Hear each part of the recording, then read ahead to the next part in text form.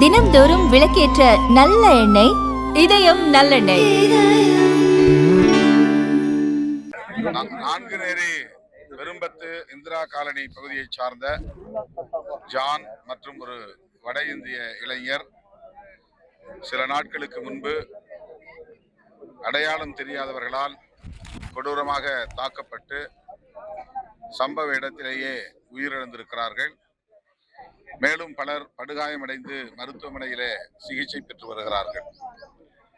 இந்த சம்பவம் மிகுந்த அதிர்ச்சியை அளிக்கிறது.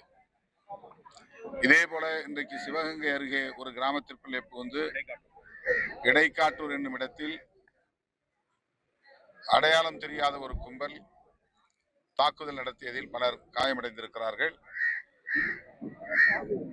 இந்த பின்னணி என்னவென்று விளங்கவில்லை. எந்த முன்விரோதமும் இல்லை. உயிரிழந்த ஜான் அவர்களோ அல்லது அந்த வட இந்திய இளைஞரோ யாருக்கும் எதிரான நடவடிக்கைகளில் செயற்பாடுகளில் ஈடுபட்டதில்லை. சாதி அடிப்படையிலோ மத அடிப்படையிலோ அரசியல் அடிப்படையிலோ எந்த முன்விரோதமும் இல்லாத நிலையில் அவர்கள் கொல்லப்பட்டிருக்கிறார்கள் என்பது மிகுந்த அதிர்ச்சியை தருகிறது.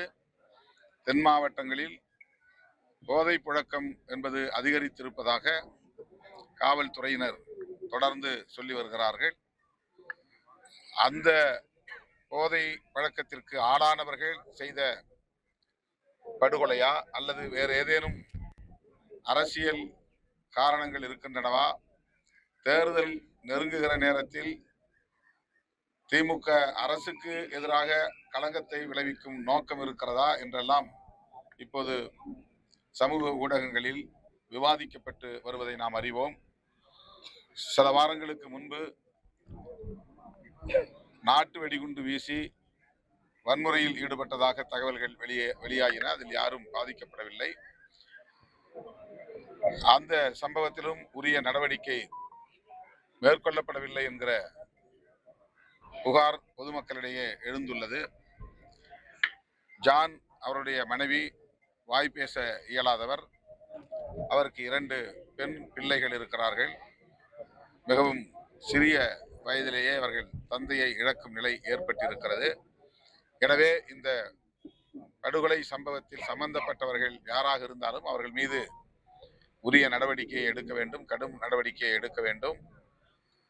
ஜான் அவர்களின் குடும்பத்திற்கு அரசு போதிய நிதி உதவியை வழங்குவதோடு அரசு வேலை வாய்ப்பையும் அவருடைய மனைவிக்கு வாய்ப்பேச இயலாத பெண்மணிக்கு வழங்க வேண்டும். இப்போது மாவட்ட ஆட்சியரிடம் தொலைபேசியிலே தொடர்பு கொண்டு பேசினோம். கலைஞர் கனவு இல்லம் கட்டுவதற்கு அந்த அம்மையாருக்கு உதவுவோம் என்று கலெக்டர் கூறியிருக்கிறார். அரசு வேலைவாய்ப்பை வழங்குவதற்கும் உரிய ஏற்பாடு செய்யப்படும் என்று சொன்னார். அதேபோல வட இந்திய இளைஞரின் குடும்பத்திற்கும் நிதி உதவி, அவர்கள் குடும்பத்திற்கான வீடு, அதாவது கலைஞர் கனவு இல்லம் எப்படி இந்த குடும்பத்திற்கு வழங்கப்பட்டிருக்கிறதோ அதுபோல அந்த குடும்பத்திற்கும் ஒரு வீடு வழங்க வேண்டும் என்கிற கோரிக்கையை மாவட்ட ஆட்சியரிடம் வைத்திருக்கிறோம். பரிசீலிப்பதாக கூறியிருக்கிறார். இந்த சம்பவத்தின் பின்னணியில் வேறு ஏதேனும் அரசியல் காரணங்கள் இருக்கின்றனவா என்பதை கட்டாயம் கண்டறிய வேண்டும். போதை பழக்கம் மட்டும்தான் காரணமா என்றாலும் அதிலிருந்து மக்களை பாதுகாப்பதற்கு தீவிரமான நடவடிக்கைகளை அரசு, காவல்துறை மேற்கொள்ள வேண்டும். இதில் தொடர்புடைய யாராக இருந்தாலும் அனைவரையும் கைது செய்ய வேண்டும்.